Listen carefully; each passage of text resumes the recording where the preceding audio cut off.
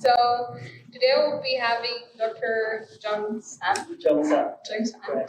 He's a professor of mathematics and the leader of the quantum computing lab at Jeong University, Korea. After his PhD from Seoul National University in 2006, he was postdoctoral research, fellow working with Prof. Barry Sanders and Prof. QCLab in the IQST at QCLab. From 2011, he was faculty member in the Department of Mathematics at the University of Suwon, Korea, and he got his current position at Jeong University in 2015.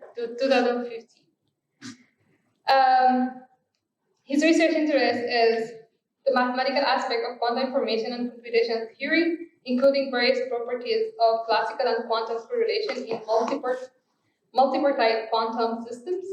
And recently, also, he's working on quantum non-locality arising in quantum state discrimination. And today we'll be talking about locking and unlocking non-locality without entanglement by post-measurement information. So let's welcome Prof. Kim. Thank you. So as now mentioned, I'm going to talk about locking and unlocking non-locality without entanglement by post-measurement information. And this is a joint one with my postdoc, Dong Ha. So this is the outline of my talk. So first, I'm going to talk about quantum state discrimination, as well as the concept of non-locality without entanglement that might occur in discriminating separable states. Then we'll talk about what kind of post-measurement information we'll use here, as well as the state discrimination when the post-measurement information is available. Then we'll formally define the concept of locking and unlocking non-locality without entanglement by post-measurement information.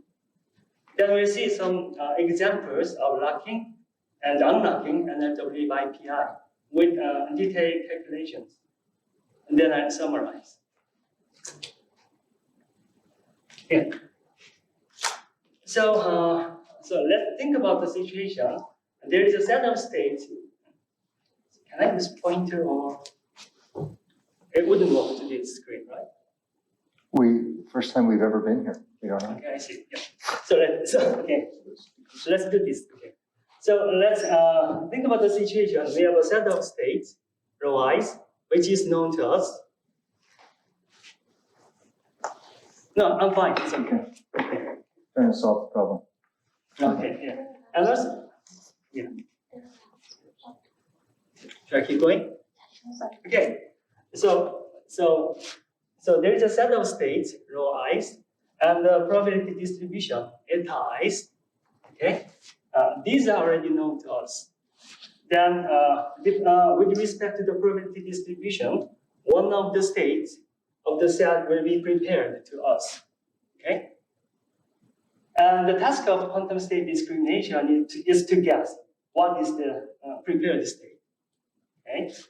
And as we have this set of states, as well as the probability distribution, we can think about this as an ensemble, okay? State ensemble with probabilities eta i's and state rho i's.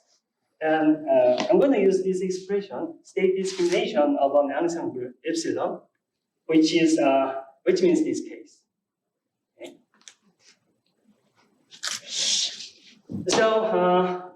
So what we need to do is to make a decision rule, decide what state is prepared. And as we are dealing with quantum states, so the only way we can get the information about the state is by measuring the state. Okay? So we have these measurement operators satisfying this positivity condition and completeness. And the decision rule we are using here is following. If MI is detected, then we're going to decide that the prepared state is rho I. So no matter what the actual prepared state is. Okay? And the probability of detecting MJ when rho I is prepared is, as we know, this is the inner product of these two operators. Is everything finite dimensions? Yeah, we are talking about finite dimensional system. So if you think about the average probability of correct guessing, or success probability in short, which is nothing but the expectation of the probabilities with row I prepared and MI detected. Can you see in the back? Okay, sure. So yeah, the expectation of the probabilities with same indices. Okay? And the guessing error, which is nothing but the complementary probability, is the expectation of the probabilities with different indices. Okay? Because PF, as mentioned, we call this as the success probability. Of course, with respect to these measurement operators, this POVM. Trivially, this success probability is between 0 and 1. And if this is equal to 1, that means perfect discrimination is possible. Okay, we can perfectly discriminate the state. But we also know that this is possible if and only if the states are orthogonal to each other. So we can only perfectly discriminate orthogonal states. Right?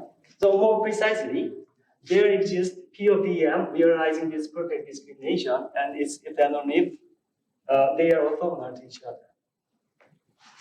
So in other words, if they are non-orthogonal, some of them are non-orthogonal to each other, then we will never achieve this perfect discrimination.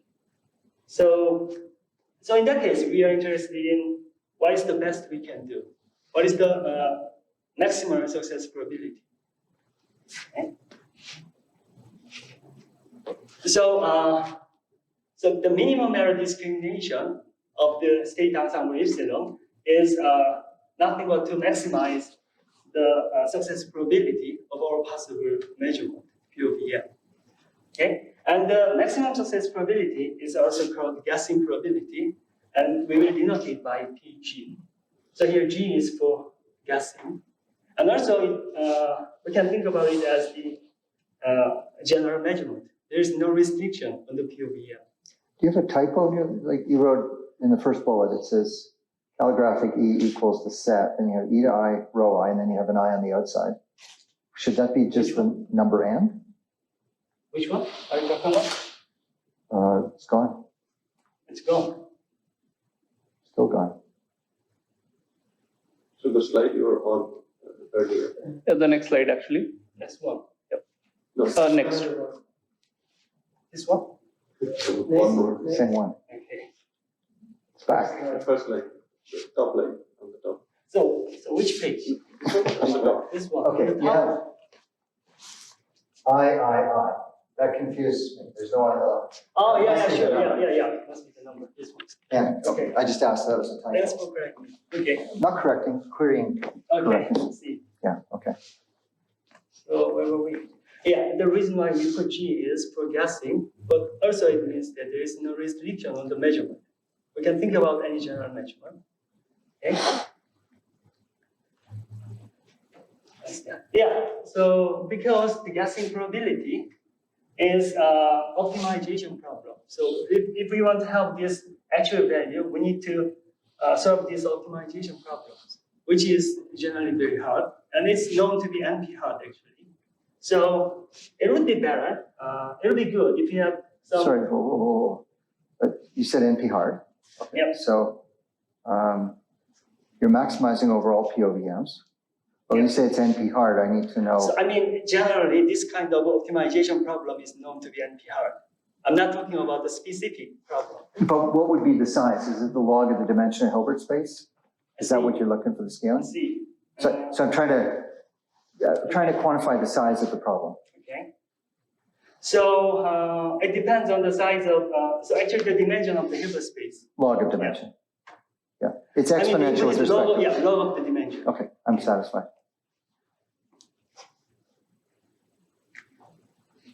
Yeah. So this proposition is about the optimum POVM, the property of optimum POVM that realizing this guessing probability. So it's like this. For the minimum error discrimination of this epsilon, if a POVM realizes this POVM realizes this guessing probability, and it's if and only if that POVM satisfies these properties. Okay. So each j in lambda is the index set. So this operator needs to be positive semi-definite.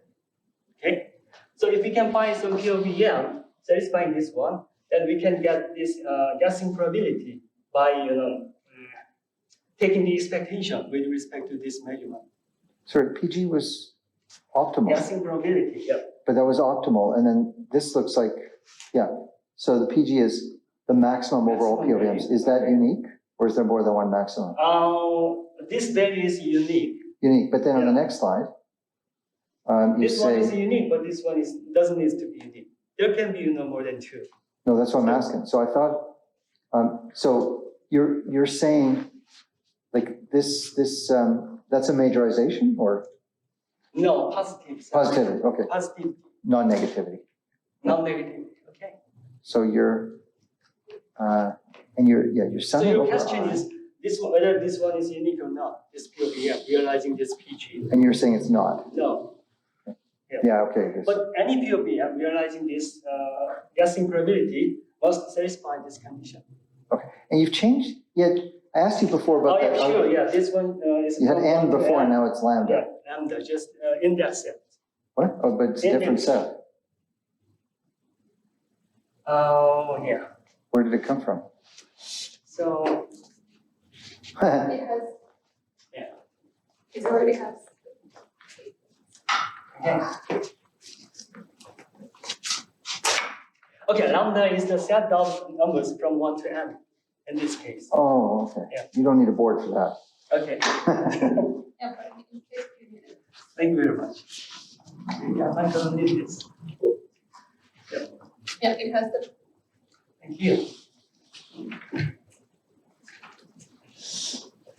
Okay, so this is a kind of a good theorem to guarantee whether the given POVM realizes this guessing probability or not. And we're going to use this one later. Okay, so the guessing probability is the maximization over a possible POVM. But if we can also think about some restriction on the measurement. So if you think about the maximum over LOCC measurement instead of any general measurement, then we can also think about the maximum. We denote that maximum over LOCC measurement of the successful probability as PL of epsilon.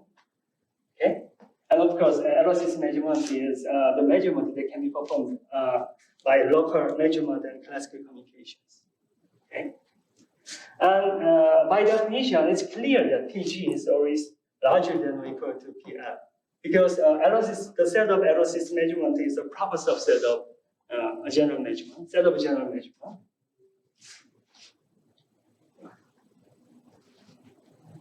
So now we are ready to define non-locality without entanglement as following. So we are thinking about separable state ensembles.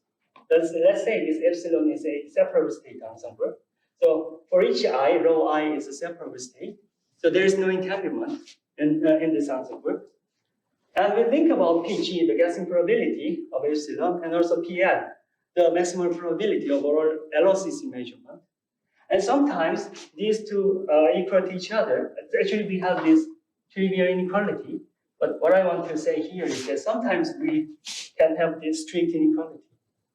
Okay? So as mentioned before, there is no entanglement in this ensemble. But only with LOCC measurement, we will never achieve the guessing probability, the global maximum. Actually. So, which means there is some non-locality, which we cannot do only by LOCC measurement. That's why it's called there is non-locality in discriminating this ensemble, but there is no entanglement. So that's so we call this as non-locality without entanglement in discriminating this ensemble. And if this is the case, equality is the case, then we say that there is no non-locality without entanglement, or briefly NLWE in this ensemble. Okay? So we are clear with the definition of non-locality without entanglement. Why do you have O and X? What am I- Non-locality, NLWE occurs. What? NLWE occurs. There is NLWE. Oh, so occurs is It O, occurs, and X is, does not occur. okay, got it. Right. So to check whether there is NLWE or not, we need to think about the values of PG and PL. So as mentioned, PG is hard to get. The actual value of PG is hard to get, right? Because it's an NP-hard problem generally. And what about PL? This is maximization of all possible LOCs measurement, and it's even harder because there's not really good mathematical characterization of LOCs measurement. So we don't really know how to do this. So sometimes it's very useful to get a good upper bound of PL. So it's even harder, you mean, so which, like, there's computationally hard, there's computability, there's the question of whether it's algorithmic. So what do you mean when you say harder? Do you mean there's no algorithm? It's not computable? Maybe mathematically I can say like this. The set of all POBL is closed, topologically closed. But the set of all LCC measurement is not even closed. I don't know why that makes it harder. So like this, there is some distinction between LCC and asymptotic LCC. So there are much, complicated things. Right, so closed just means it's complete, right? That every Cauchy sequence converges to a point in the... Yeah, that's closed. Okay. That's complete actually. Yeah, that's closed. Yeah. Right, so you're saying that one is closed, the other isn't? No. You're not saying? You're right. One is closed, the other one, set of all LCC measurement is not closed. Right, okay, so that I understand, and I don't know, but when you say harder, I don't know why it makes So it it's harder. like this. For the case of LCC measurement, so we are not even sure whether there is maximum or not, because the set is not closed. But can't you then define a supremum?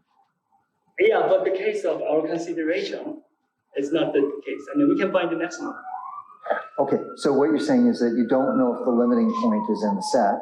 No. So even we when don't you know. do the convergence, Mhm. you don't know that it converges to an allowed point. So it makes it not even computable because you have to just keep proceeding. Okay, so your hardness is a computability hardness, not a complexity one. Is that right? You can tell me tomorrow. I can really follow the last one you said. Well, you said harder, and I'm asking if it's computationally hard. Does that mean? But that's complexity. Okay. But then if you don't know there's a solution unless you keep going forever, Oh, I then see. it becomes a computability problem. So I'm asking which one you mean. The second case. So, Second one. so you could be saying that the LOCC version is not even computable in a technical sense. Is that right? Yeah. Okay, that's interesting. Okay. Right. So we have the definition of non-locality without entanglement. And we were talking about the upper bound of PL. So it's, as we discussed, computing PL is very hard. So sometimes it's very helpful to have a good upper bound of PL to check the non-locality without entanglement, to check actually this inequality. Okay? So, this proposition 2 is about an upper bound of PL. So if there is a Hermitian operator H, satisfying that every operator here, H minus eta I rho I, where eta I rho I is from the ensemble epsilon. If this one is in this SEP star, self star, which will be explained later, for each I, then the trace of H is an upper bound of PL. This is known. So let's think about this set. SEP is the set of all positive semi-definite separable operators. Okay, so it doesn't need to be normalized. Okay, it's rather than just a complex set. It's a complex cone, right? And this SEP star is a dual set of set. So it's the set of every operator having this non-negative trace with every B in this set. Okay. So for each I, if this operator is in this SEP star, then this H, the trace of H is an upper bound of F. It's already known. Is that some Shubro or a different S bind your project? Which one? The article for, is that some Shubro? Yeah. He used to be here. Yeah, at the same time as you. No, he's gone before I came here. Okay. I've never met him actually. Oh, okay. Right. So we're also going to use this one later. So, okay, so let's talk about post-measurement information. So, for simplicity, we're going to think about these ensembles of four states. So there are four states, rho 0, rho 1, and rho plus, rho minus. And the reason why I use these indices, 0, 1, plus, minus, instead of 0, 1 to 3, is because we're going to make some distinction between these two and these two, right? So the index set lambda would be 0, 1, plus, minus, and of course the corresponding probability of preparations. Right, and the distinction is actually sub-ensemble. So with these two, rho 0 and rho 1, we'll think about the first sub-ensemble, epsilon 0, say epsilon 0, and these are the normalized probabilities. And with the last two, rho plus, rho minus, we'll think about this second sub-ensemble, epsilon 1, and also normalized probabilities as well. So the situation is like this. The preparation of rho 0 from ensemble with this probability at the 0 is equivalent to say, we first pick the first sub-ensemble, epsilon 0, with this probability, and we pick rho 0 from this first sub-ensemble with this conditional probability. Can you see this? Okay. So yeah, these are equivalent to each other. Yeah, and the post-measurement information we're gonna use here is the information about the sub-ensemble, in which the prepared state rho I is from, right? So if the post-measurement information is 0, that means rho I is in epsilon 0. That means rho I is either rho 0 or rho 1. And similar thing is true for the case of case when B is 1, right? Then rho I would be either rho plus or rho minus. Okay? So we know that we're going to get this post-measurement information after we measure, right? So what we need to do here is to determine what the prepared state is with the measurement outcome together with the post-measurement information. So are we clear with this?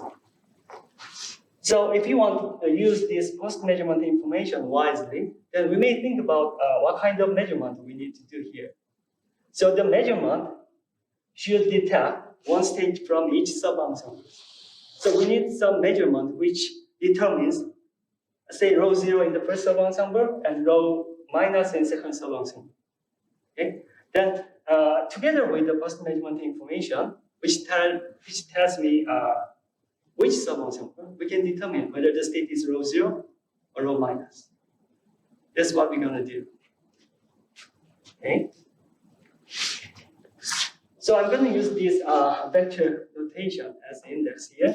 So M0 plus minus, M0 plus means that this one detects rho 0 in the first sub-ensemble and rho plus in the second sub-ensemble. So the measurement outcome is this one. And if the post-measurement information is 0, then we are just interested in the first coordinate, 0. Okay? So rho I, we will guess rho I is rho 0. And the other case, if the post-measurement information is 1, then we are interested in the second coordinate, plus. Then we may guess that the prepared state is rho plus. Okay? We'll think about this kind of measurement. Or we need to use this kind of measurement to use this post-measurement information wisely. So for the vector notation, I introduced some other notations here. So A0 means the indices set of the first sub-ensemble, 0, 1. And A1 is the indices set of second sub-ensemble, plus and minus. And then the set of indices is just the union of these two, A0, union A1. And we also define this omega as the Cartesian product of A0 and A1, so that we have these vectors in this set omega, right? So these are 0 plus 0 minus, 1 plus 1 minus, 4 indices, okay? So for example, if this one, M0 plus, will be denoted as M omega, the vector omega, where the vector is 0 plus in this capital omega set. Okay. Yeah, then the measurement outcome would be these vector indices, and together with the post-measurement information, we may guess what the prepared state is. Okay. And so now let's think about the probability of correct guessing when the post-measurement information is available. So for the case when the post-measurement information is 0, then the success probability will be the case when row 0 is prepared, we need to detect either M0 plus or M0 minus. Both of them have 0 on the first coordinate, right? And for the case when row 1 is prepared, we need to detect M1 plus or M1 minus. And both of them have 1 on the first coordinate. Okay? Then we can sum up these two for this into this single summation, and these two into this single summation. And we can also sum up these two to get this one. Just, to use this indices notation. Okay? And a similar thing is true for the case when the post-measurement information is 1. Right? A single thing we can do to get this average probability. Then the average probability of correct guessing, success probability with post-measurement information is nothing but the addition of these two. The case when B is 0 and B is 1. Right? So to obtain these ugly summations. Okay? And we can think about the maximum possible success probability of our possible POVM when the post-measurement information is available. We denote this as PGPI, which is the maximum of our possible POVM of this success probability. Right? And we can also think about the maximum of our possible ROCC measurement, which we will denote as PLPI. Okay? And of course, this one is always larger than or equal to this. And we are interested in the case when the strict inequality happens. Okay? So this is the definition of NLWE with post-measurement information. When the post-measurement information is available, if we have this strict inequality, then that means the LOC's measurement cannot achieve the global optimum. Right? When the post-measurement information is available. So we call this NLWE with PI. And the other case is the equality. That means there's no NLWE with PI. Right? And now we are ready to define what locking and unlocking NLWE by PI is. Okay? So for the separable state ensemble epsilon, so there is no entanglement. And the sub-ensembles, so the PI, we say that PI about the sub-ensemble lacks NLWE. If there was NLWE in the first place, for the case when there is no post-measurement information, but if post-measurement information is available, then the NLWE vanishes. So that's why we call this PI lacks NLWE. Okay? And unlock NLWE by PI is the opposite case. Right? In the first place, there was no NLWE, but with post-measurement information available, we have this NLWE. So that's why we call unlocking NLWE by PI.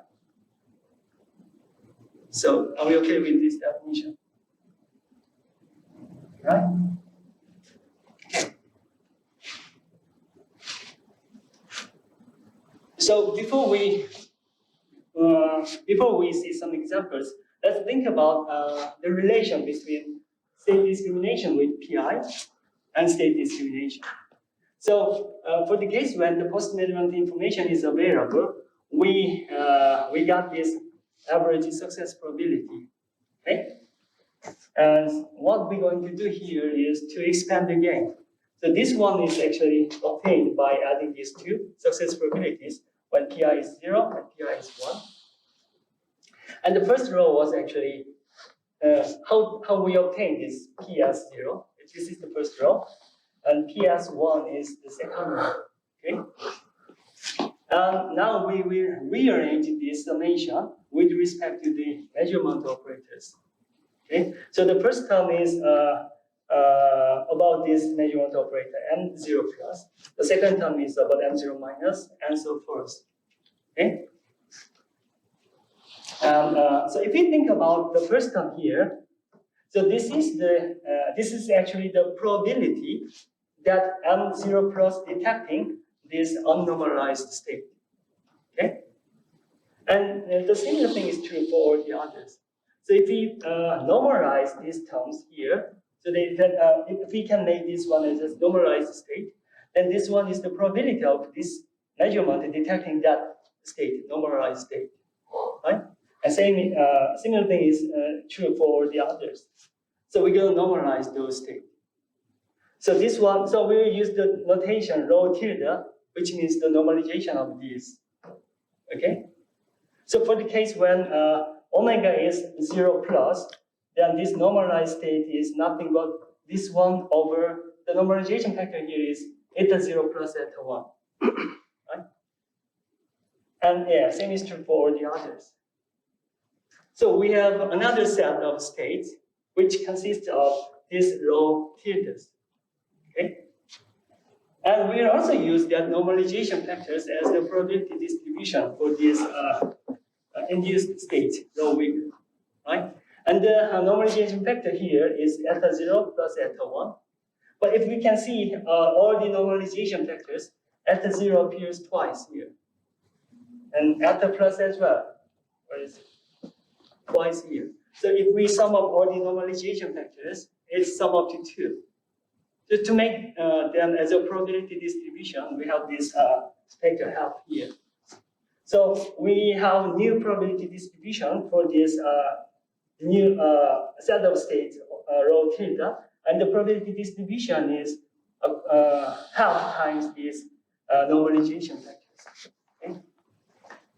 Then we can consider this success probability with pi as the success probability of another state ensemble consisting of eta tilde and rho tilde. So what I want to say here is that any state discrimination with pi can be considered just state discrimination of some different ensembles, right? Okay, so this is what I've just said. So for epsilon and epsilon tilde, we share the set of average states, normalized state, and this probability distribution. So we have seen that the state discrimination of epsilon with pi is equivalent to the state discrimination of epsilon tilde, in the sense that these two success probabilities are always equal to each other, with respect to the same measurement operators. Okay? And of course, the maximum success probability will be the same, because we are talking about the same measurement operators. And maximum is just overall possible P of EM. So the maximum probability, success probability with PI, this one, PGPI, is maximizing this. And also it's maximizing this one, which is twice of PG of epsilon tilde. Right?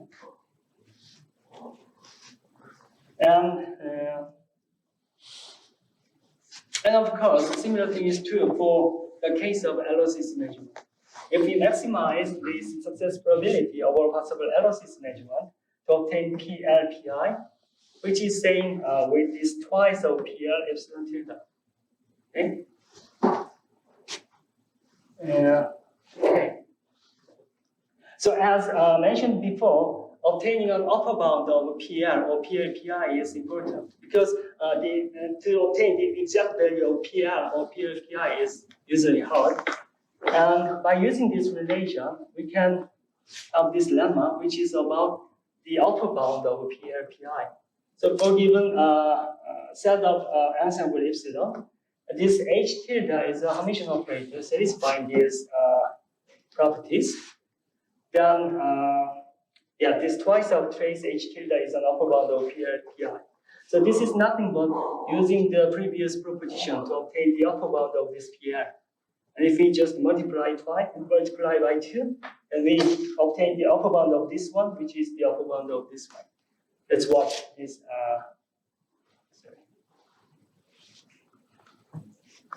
what this lemma is about. Okay, so let's have a look of some examples. So first we're going to see an example which shows locking NLWE by PI. And let's recall the definition. So the locking NLWE by PI is the case when there was NLWE in the first place, but NLWE vanishes if PI is available, right? And this is the example we consider here. It consists of 4 states, row 0, 1, plus, minus, which are our product states.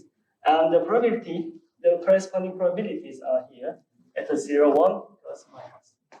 Okay? And of course, there are 2 sub-ensembles. First one is by these 2, row 0, row 1, and the second sub-ensemble is with these 2, row plus and row minus. Right? So to see the locking, the phenomenon of locking NLW by PI, we will evaluate the explicit value of this PG, PI, and PGPI as well. So we're going to use the propositions and the lemmas that we introduced to obtain these values. Okay, so for PG, the proposition 1 was about PG. That's like this. If there is a P of EM satisfying this for all indices, then this P of EM realizes PG, the maximum success probability of all possible P of EM. Okay? So we're going to use this. And let's consider this measurement here, M0, 1, plus, and minus, which looks like this. Here, mu plus minus and gamma 0, 1 are like this. Okay? Then, by straightforward calculation, we can check that this measurement satisfies the conditions of proposition 1. Okay? It's to check the positivity of these operators. So where did gamma come from? You mean how we get this? Yeah, gamma enters somehow, and I just missed that. Which one? Yeah. So we are considering this measurement. Oh, lowercase gamma. Yeah. This one. Lowercase gamma. Oh, I see. So gamma is from the definition of the examples. Gamma is between 2. Any gamma between 2. Any gamma larger than or equal to 2. So it's parameterization of probability. Which one? Parameterization of probability. Yeah. Yeah, single parameterized. Yeah, single parameter. So this example 1 is actually a set of ensembles parameterized by gamma. So it doesn't matter which gamma you consider. As long as gamma is larger than or equal to 2, we can see the phenomenon of locking NLWE by PI with this example. Okay? So, right, so we're here. So if we consider this measurement P of EM, that we can directly check that the property of proposition 1 is satisfied by this measurement. That means expectation with respect to this measurement operator will give us the guessing probability. So if we evaluate that, the guessing probability is like this. Yeah. So it's just a straightforward calculation. Okay, so we have PG here by using proposition 1. Let's think about PL. Okay, as mentioned before, PL is hard to get, so we're going to consider an upper bound and a lower bound which are equal to each other. That means we have PL. Okay, one lower bound here can be obtained by considering this LOCC measurement. So this is trivially LOCC, right? Because the first it can be done by performing sigma z on the first subsystem. And then depending on the measurement result, we will perform sigma z or sigma x on the second subsystem. It's actually one round LOCC measurement. One-way LOCC measurement. Yeah, because the ensemble of our consideration in example 1 is this, we can just evaluate the expectation with respect to this measurement operator. Because this is LOC's measurement, the expectation is a low bound of PL, because PL is the maximum overall possible LOC's measurement. So we have this P on a low bound of PL. To obtain an upper bound, we use proposition 2, which is like this. So if there's a Hermitian operator such that every operator here with respect to this I is in SEP star, then the trace of H is an upper bound of PL. Okay? So we need to find a Hermitian operator H satisfying this. But before that, let's think about some properties of SEP star. Okay? So the first thing we can easily see is the following. Any positive semi-definite operator is in SEP star. Right? Because if A is positive and B is any separable positive operator, a positive semi-definite separable operator, and trace AB can be written like this. So A is positive, so it's just the square of square root A. And B is the square of square root B. Then in trace, we can just move square root A from here to here. Then the composition of the last two is nothing but the Hermitian conjugate of the composition of the first two. Okay? So we know that any operator of this form is positive semi-definite. It's like A dagger. So the trace is always non-negative. That means any positive operator A is in SEP star. Another one we can see here is that if A is PPT, that positive partial transposition, that has positive partial transposition, that means partially transposed operator is positive semi-definite. Then we can easily see that A is also in SEP star. Because a trace of AB is invariant under the trace of partial transposition of AB. We can easily show this, right? So if A is PPT, that means A gamma is the partial transposition of A is positive, and B is what? B is separable, right? Yeah, and separable operators, which is trivially PPT. So B partial transposition of B is also positive. Both A gamma, B gamma are positive. So from the first property, this one has positive, non-negative partial trace. Non-negative trace. Sorry. And of course, trace is closed on the linear combination. Yeah, in this case, the linear combination of non-negative coefficients. So any linear combination of these positive operators or PPT operators with non-negative linear coefficient is closed. Okay, and it's also in this SEP stuff. That's what we're going to use later. So, so the Hermitian operator of our consideration is this H. Yeah. So where sigma 0 is the identity, one qubit identity in one qubit system, and sigma 1 is nothing but sigma x. Okay. So this is trivially Hermitian. So the only thing we need to check is whether this one satisfies the properties of proposition 2 here. So by using this H, we can think about these four operators. We can rewrite these operators like this. Okay? So we can clearly see that the last two is positive semi-definite because lows are always positive. So positive operators, so these are in SEP star. And the first two can be written as the linear combination of is T0, T1. So here, T0 is this one, and T1 is this one. So for the range of gamma, in this range, this is always positive, semi-definite operator. So this is a linear combination of positive operator, and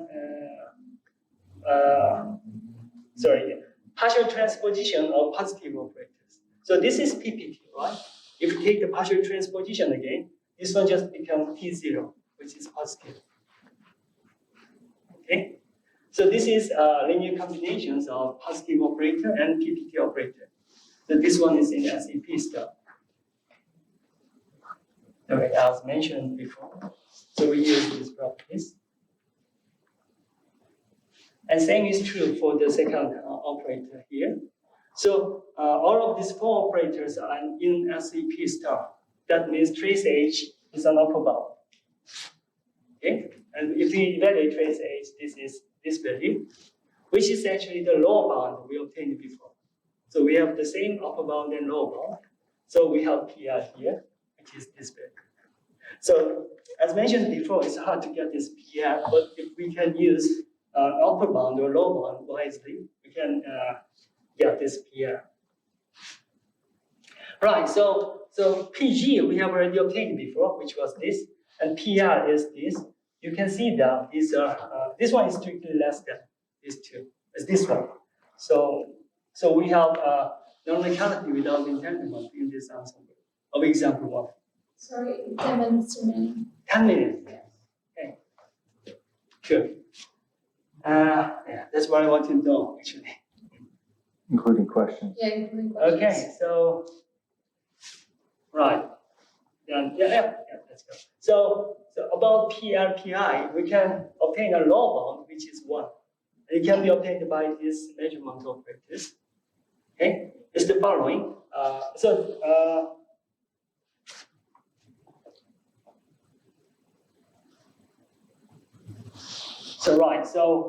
if row 0 is prepared, then you can see that these two are orthogonal to these two. Okay, so the only measurement operator that we can detect is either M0 plus or M0 minus. And because we're gonna get the post-measurement information about the state row 0, which is in the first sub-ensemble, we will just focus on the first coordinate, which is 0. So we can determine that the prepared state is row 0. Okay? And the same is true for all the other states. So we can always discriminate what the prepared state is with certainty by using this measurement. And this is also clearly LOCC measurement. This is nothing but measuring sigma x on the first system and sigma z on the second system. Okay? So by using this LOCC measurement, we have a unit probability. That means which is a low bound of PRPI. So everything is equal to 1 in this case. So, yeah. So PGPI and PRPI are equal, which is 1. So there is no non-locality without entanglement. Yeah. In this case, if the post-measurement information is available. So the situation is like this. So for the example 1 that we consider, in the first place, without post-measurement information, we could see NLWE. But if the post-measurement information, so this one means the PG and this one means PR. Actually, we obtain the actual values. This is just the graph. Okay? But if the post-measurement information is available, PGPI and PRPI are equal to each other. That means there is no NLWE. So example 1 shows locking NLWE. Locking NLWE by PI. Okay. Right. So the second example is about unlocking, but as now mentioned, I don't have enough time, so I'll skip the second example. Okay. So let's summarize. So here we introduced the concept of locking and unlocking NLWE by PI, and we show some examples with explicit values of PR, PG, PRPI, and PGPI. Right? Even though we didn't see the example 2, example 2 is actually the first example known ever for the case when NLWE is NLWE occurs with PI, and the NLWE is in perfect discrimination. That means this PGPI is 1 and PRPI is strictly less than 1. So there was no such example known before this one. And these are some possible future ones. How many minutes do I have more? Yeah, 7 minutes per question. Sorry? 7 7 minutes. minutes, okay. Right, so let me briefly talk about this future one. So first, we have talked about locking and unlocking NLW by PI with respect to the minimum error discrimination. But there are some other state discrimination strategies rather than just minimum error discrimination. So it will be an interesting future work to think about this NLWE scenario with respect to some other measurement strategies. And the other one is, we have talked about possible upper bound of PL, which is very important. So it's an interesting future to think about to obtain a good possible upper bound of PL. And the third one is, actually we have seen some examples where locking and unlocking NLWE happens, but we don't really know yet what is the general condition for a given ensemble having locking or unlocking NLWE by PI. Right? And the last one is, so in this talk, we only talked about LOCC measurement and see the difference between global POBM and LOCC measurement. We can also think about some other constraint on the measurement. Okay, for example, we can think about separable measurement or local operations and one-way classical communication measurement. And can look up and think about what this NLWE phenomenon will happen with this constraint of measurement. Okay? So I guess that's it. Thank you for your attention. So we have 5 minutes for questions. If anyone has any questions. I have a question. Sure. Thank you for your interesting presentation. Okay. Do you think that there is a connection between the maximum value of PG of epsilon and the quantum discord of ensemble epsilon? Quantum discord of ensemble epsilon. I guess it's a good question. So, so this is non-locality without entanglement, but your question is whether or not there is any other possible correlation. Is it? I was trying to figure out if this non-locality that we're talking about could be somehow quantum discord, which people have studied earlier. See. So, if you see the state of our consideration, this is just product pure state. So there is no discord. Actually, I see. Like, since we cannot completely distinguish between 1, 1 and plus, so there could be a little bit of discord. So discord of what are you talking about? Discord of these states? On the ensemble itself. Oh, so I'm talking about, so I was talking about entanglement of the states here. I was not talking about the entanglement of the ensemble because I don't really know how to define the entanglement of an ensemble. But we can define, if it is a two-part system, we can define quantum discord for it. For an ensemble, not for a state. Are you considering the ensemble as a quantum state or just? As a density. No, it's not the case. I'm not. We are not doing that. So this is just ensemble. Okay. But what about, for example, this example? Something that comes to my mind is that there is one condition that can give us PG and PL being equal. For example, if a state is separate, not entangled, the ensemble is not entangled, and also quantum discord is 0, then PG and PL will be equal. So the state is not, sorry, the ensemble is not entangled. You mean if you consider the ensemble as a quantum state, it's not entangled. That's what you're talking about. So how do you define the ensemble as a quantum state? So that's just a mixture of these 4 with this probability, right? If you think about the mixture of these 4 with these probabilities, okay, it's again a separate state. So there's no entanglement. And what about this code? This code will be different. So each of these states here doesn't have any discord. But if you think about the mixture of these states, there might be some discord. Yeah.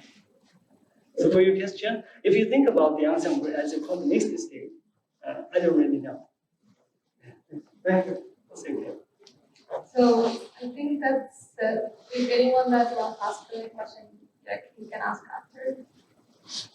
That's very strong. So No, because it's already the time ends, so okay, like, right. I'm just kidding. yeah, if anyone has any questions, like, you can still ask, but like other people, they don't have to stay, like, if they want to. Yep. So, just thank again.